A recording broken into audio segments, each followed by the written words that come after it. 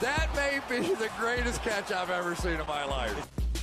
Okay, so these are some of my favorite videos to make. For that reason, I'm going to keep this intro brief. We are going to be heading over to Patreon. Just quick post saying, hey, any Dynasty trades that you have made over the past month, leave them as a comment, and I'll be happy to go over them in the next video. So we're going to try to get through as many as I possibly can. Please just like the video.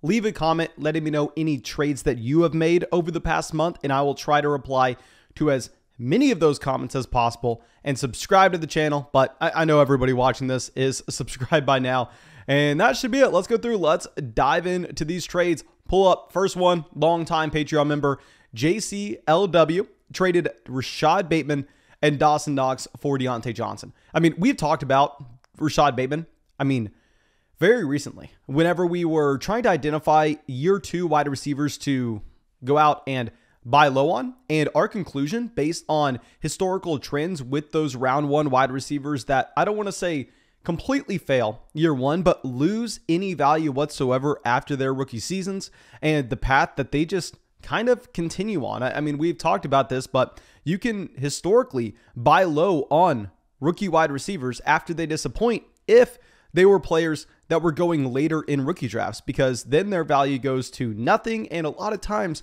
those guys that were going very late in rookie drafts, I mean, there was a reason for it. They weren't supposed to get immediate opportunity on the field. But when those players get immediate opportunity and don't run away with the job, then we have to be slightly concerned.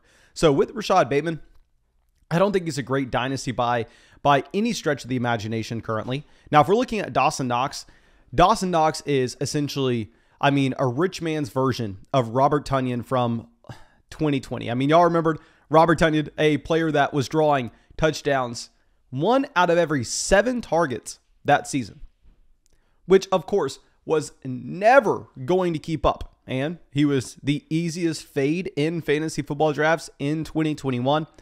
I am not saying Dawson Knox is there because a couple things. A, he's playing with Aaron Rodgers. B, you are going to have possibly Cole Beasley and Emmanuel Sanders gone from Buffalo. So potentially Dawson Knox can continue to just have a larger and larger role in this offense. And C, Dawson Knox was drafted in that 2019 class alongside TJ Hawkinson and Noah Fant. And I can't make the argument that I think TJ Hawkinson's going to continue to get better, as tight ends really don't start producing until years 4, 5, and 6 at that highest level anyway. So with all those variables going into it, Dawson Knox has a lot of reasons to improve his outlook this upcoming season. However, if we are going to be fair, I couldn't continuously talk about the touchdown rate for Robert Tonyan in 2020 and completely ignore what we had with Dawson Knox this past season. Dawson Knox, with only 71 targets, had 9 receiving touchdowns. That touchdown rate, even if he's playing in Buffalo, where Buffalo will be scoring touchdowns at a higher percentage than pretty much any other offense, it's going to go down. So with Knox, I don't necessarily think all of a sudden he's that TJ Hawkinson level tight end, but he's a low tight end 1 going forward that is young and should be able to continue to improve his talent. Fantasy points per game, I'm unsure of. But looking at Deontay Johnson, hell yeah, go get Deontay Johnson. This is a top 10 wide receiver. If you're looking at his targets on a per game basis over the past 2 seasons, and including in 2020 when he was leaving games early due to injury, he still was able to have fantastic numbers. So if he was playing those games fully, if he wasn't getting benched for drops, or if he wasn't, having multiple lower body injuries that he'd get pulled for halfway through games in 2020, those numbers would even be more ridiculous. Top 10 wide receiver this past season. I'm taking my L on Deontay Johnson. I was probably just a hater because he stole that job from Juju Smith-Schuster, completely won it out. And I have to acknowledge I was biased. I was an idiot. Deontay Johnson, wide receiver 1. Love this deal. Now, going over to our next trade, it's going to come from Cameron, Jerry Jeudy, Mike Gesicki, and Devonta Smith for Cam Akers. Now, I never really liked Jerry Jeudy in Dynasty based on his price point and the offense that he was playing in. But I think at this point, probably Jerry Jeudy is close to market value. I could even see myself trading for Jerry Jeudy with the possibility that you have either Rodgers, Wilson, Watson going over to Denver this offseason. Now, if we're looking at this trade in particular, it really is going to come down to your exact starting lineup requirements in your league. Now, this is something that, of course, I talk way more in depth on whenever we have more time. But adjusting for a league where you start only 8 players versus 11, there's a massive difference after you add 1 or 2 flex positions and trying to determine the value of someone like Jerry Jeudy. So for this trade in particular, I would say if we were playing in a shallower league with a shallower starting lineup, I'm actually going to prefer the upside we could potentially have with Cam Akers if he's able to assume the 3-down bell cow running back role and one of the most productive offenses in the NFL this upcoming season. However, if this is a league that's very similar to our Flock Patreon leagues, where you have to start 11, 12 options and you're going to be rolling out 6, 7 wide receivers every single week, there it's going to be a little bit harder to move this group of 3 where you could get just consistent flex players from them. So I'm sorry to have a cop-out answer here. I need to know the starting lineup requirements, but hopefully that gives some help on exactly my thought process. Now, Nicholas coming out says, Trevor Lawrence for a 2024 first-round pick in a 1-quarterback non-super. Yes, 100% yes. How many quarterbacks in a 1 QB league are worth more than a first-round pick anyway? Trevor Lawrence is not one of those guys. Go get the pick. Yield Fates coming out says, the 102 for 3 future first. I don't even think we need to commentate on this one. I know Yield Fates is a very good Dynasty player, so he obviously knows Dynasty market value and knows the 2023 draft class. I don't even want to talk about how good it looks because it simply doesn't matter when you're getting this kind of value for the 102. The only times that you should have been able to trade a single rookie pick for 3 future first of the next season is when you had the 101 in 2018 with Saquon Barkley, is when you had the 101 in 2016 with Ezekiel Elliott. Those were the only years you should have been able to do this. Fantastic trade. Chimichanga coming out says traded Darnell Mooney, the 208 and the 210 for Juju Smith-Schuster and Hollywood Brown. I actually really like this deal. I mean, if we're looking at Darnell Mooney and Hollywood, I know a lot of people are going to prefer Darnell Mooney, but I mean, don't even get me started. Hollywood Brown is playing this upcoming season, and if you look at his points per game this past season with Lamar Jackson under center, because of course, I mean, if you're looking at the second half of the year when Lamar Jackson wasn't playing, yeah, you had Hollywood Brown take a step back. What else were you expecting? Hollywood Brown was close to a top 12 wide receiver on a per game basis through the first half of the season. I mean, drafted in 2019, outproducing DK Metcalf, AJ Brown from the same class. Not saying you should value him over those players, but just some context of how we could be looking at his past season as love getting Hollywood Brown over Darnell Mooney. Darnell Mooney, who's coming off a low-end wide receiver 3 season on a points per game basis. Now, yes, situation in Chicago was disgusting, but it's still pretty damn bad this upcoming year. And then the 208, the 210, let's call that a wash for Juju.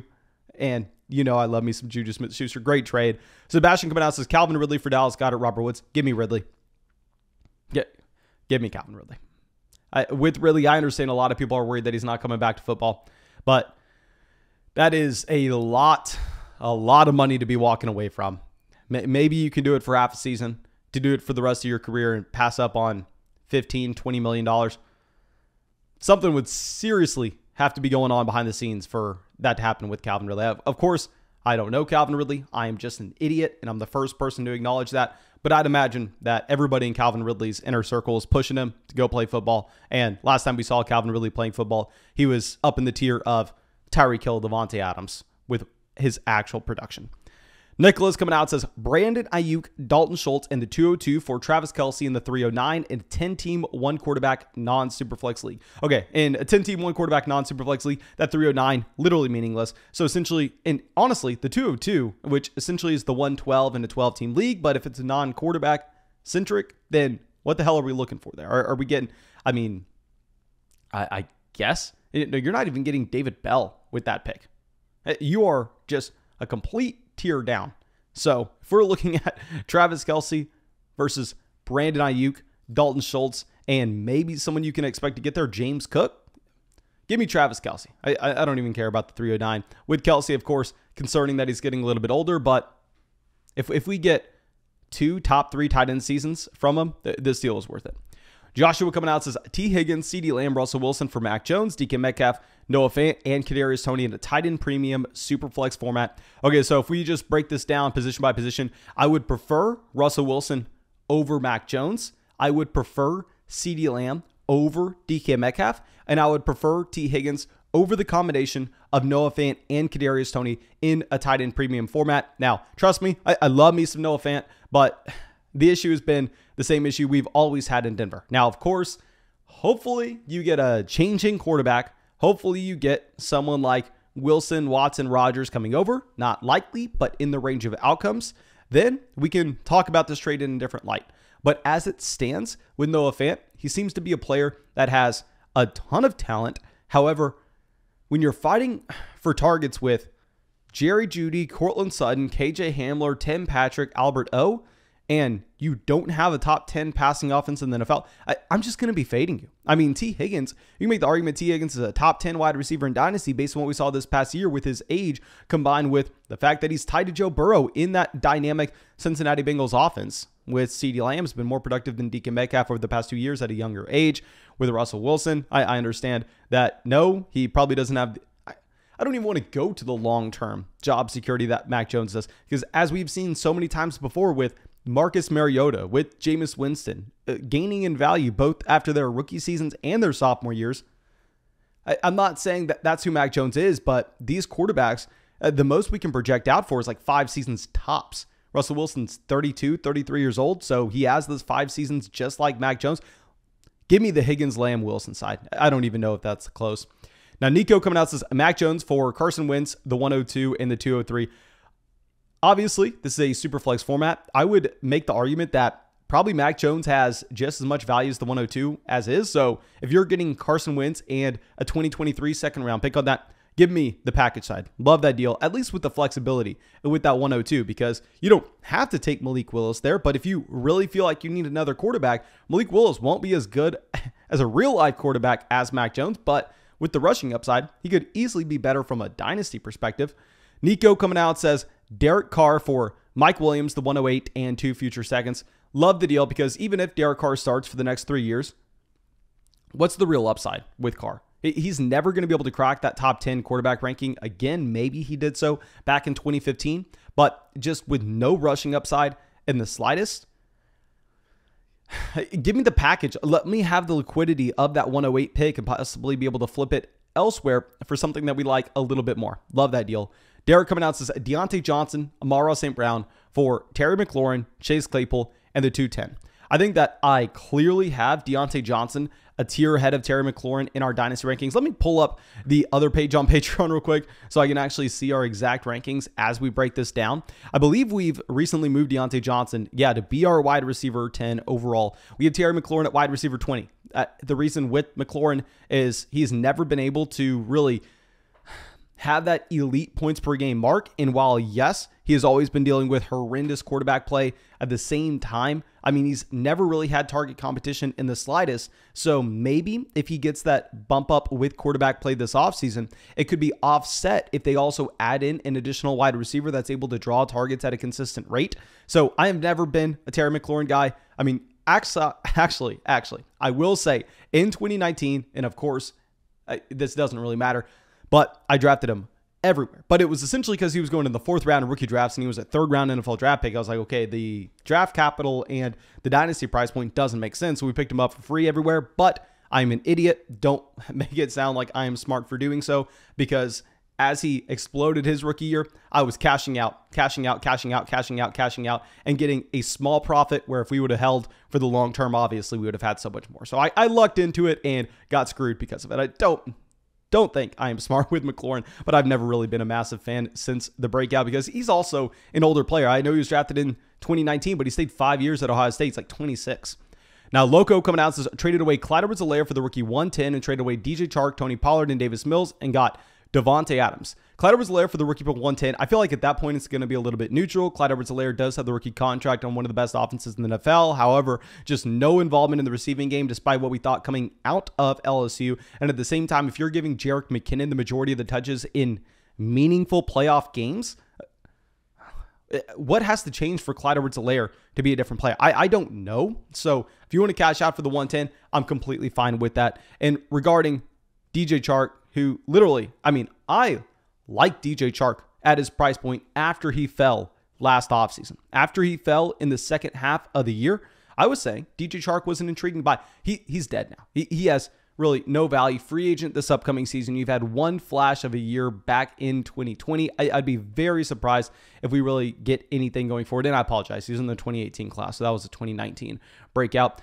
Tony Pollard, obviously a premium handcuff running back, but not much more outside of that. And Davis Mills, who knows if he'll be starting week 1. Getting Devontae Adams, presumably a top 3 wide receiver in Dynasty. That's fantastic. Now, Mike coming out says, had to trade away the 101 and a 2023 first for Deandre Swift and the 109. Okay, so if we just say, you know what, the 2023 first is worth the 109, you'll probably get a better prospect in 2023, but of course, you have to hold on to that pick a little bit longer to actually see what it turns into. If we remove those 2 pieces from the deal, which I think is fair to do because maybe we get on the clock with the 109 and we're able to trade it for a different 2023 first, and we just traded the 101 for DeAndre Swift. Give me DeAndre Swift. Not many prospects in this draft class were nearly as interesting as DeAndre Swift was coming out of Georgia, and also when we've seen DeAndre Swift be a running back 1 on the field, still on his rookie contract. Give me that guy. Now, BB Cola coming out says, Jimmy Garoppolo for Leonard Fournette straight up. Give me Leonard Fournette. And I mean, we recently made a video on Leonard Fournette, and I feel bad because at the beginning of the offseason, I was saying he was one of the most overrated players in Dynasty based on the fact that we didn't know what the contract was going to look like. We didn't know the situation he was going to be in. There was a lot of uncertainties with it. So really felt like people were just riding that points per game from this past season, projecting it onto next year when it wasn't fair to do so with the uncertainty. But that has been so baked into his price where if we're trading Jimmy Garoppolo for him and we know that Leonard Fournette does have top 5 running back upside if he lands in the right situation, and Jimmy Garoppolo we've never seen come anything close to a quarterback 1 in fantasy football in particular because he doesn't run the ball and he's not Matthew Stafford, Tom Brady. Give me Leonard Fournette. Jamie coming out says, traded Deebo Samuel and Clyde Edwards-Helaire for Jamar Chase. Obviously, that Jamar Chase trade is fantastic. I don't think anybody needs me to talk about why Jamar Chase is the better guy there. Justin coming out says, traded Amara St. Brown and DJ Chark for a 2023 first. If it is a super flex league, love the deal. As I've discussed, I'm not valuing DJ Chark at all. I have him on a lot of my own dynasty rosters, and I'm just going to have to take the loss. I don't think he really holds any real weight. And in regarding Amara St. Brown, this is a wide receiver that clearly was a league winner at the end of last season, but I am still concerned about the Detroit Lions, whether that's through free agency or whether that's through the NFL draft. I mean, viewing their wide receiver core as one of the weakest wide receiver cores in the NFL and going and trying to get target competition for Amara St. Brown, will be worried about that, as well as the fact that you'll have TJ Hawkinson healthy next year. You'll have DeAndre Swift healthy next year, and both of them were out of the Detroit Lions offense when you had the ascension for St. Brown. So if it's a super flex first, go for it.